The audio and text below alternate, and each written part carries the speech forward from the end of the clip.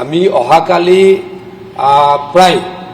1,70,000 হ'ব অধ্যক্ষ ডাঙৰী 1,70,000খন chador mekhela 1,70,000 T charts আৰু প্ৰায় 1.5 লাখ আঁঠুৱা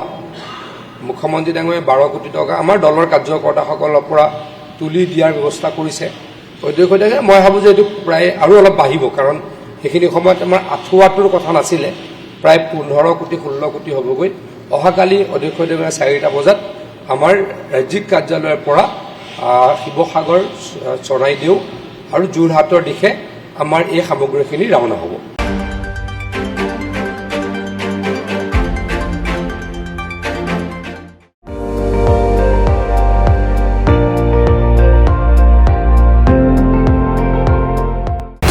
আপুনি চাই আছে ND24 সৰ্বশ্ৰেষ্ঠ নহয় সৰ্বোত্তমৰ দৌৰত